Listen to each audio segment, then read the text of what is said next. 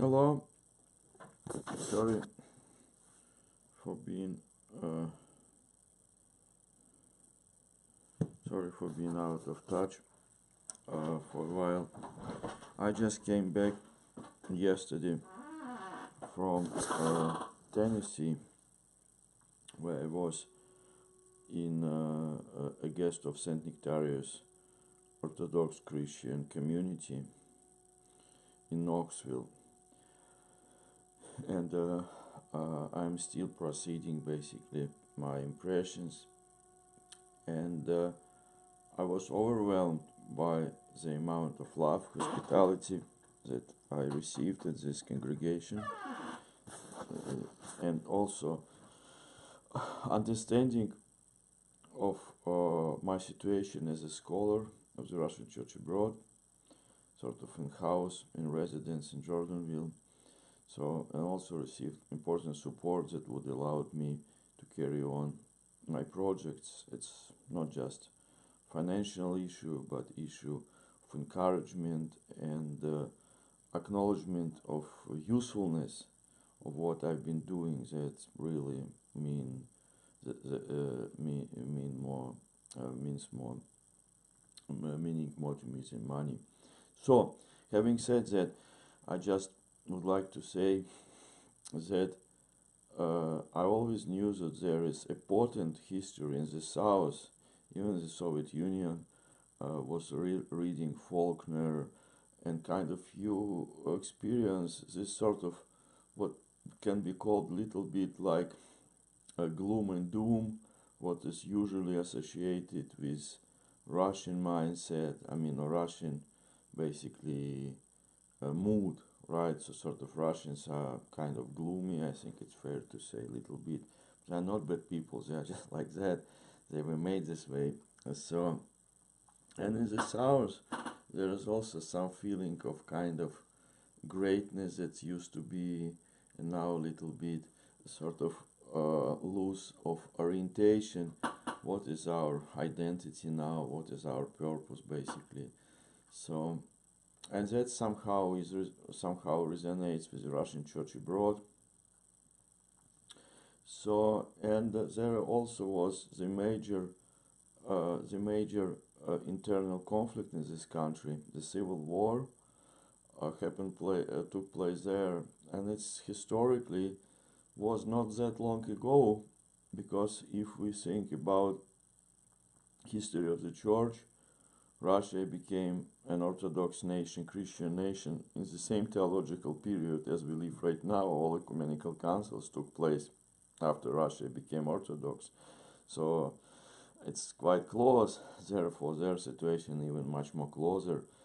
And this was a traumatic event that connects me with my experience in North Ireland, because whenever I used to be there often around 12th of July, and during 12th of July, as you know, there is a famous Orange Parade.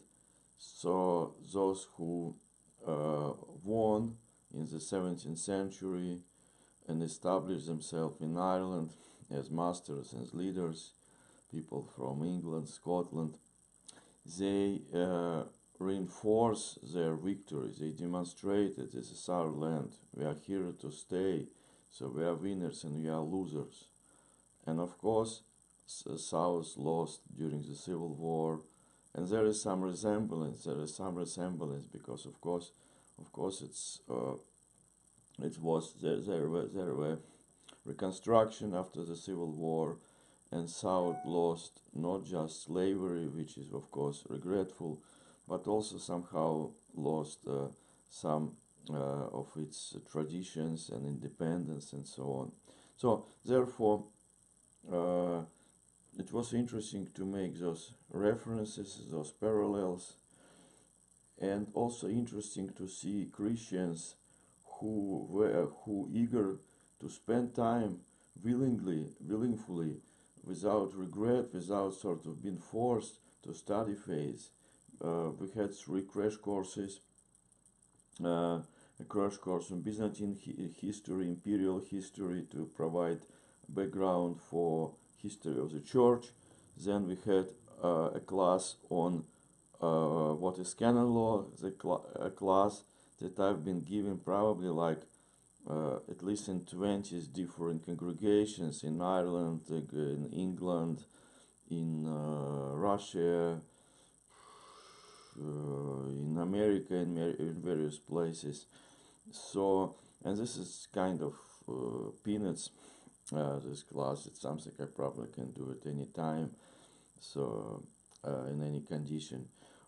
But it was enjoyable. It was enjoyable. I gave this class, and also I wanted to talk about interconsular presence, the conciliar initiative. It seems like I am one of the most enthusiastic members of this presence, because I post a small blurb after each presentation about this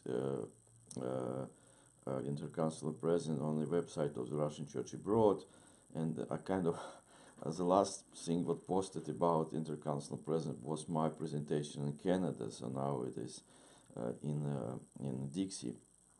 I really would like that we have similar things in this extent in the Russian Church abroad.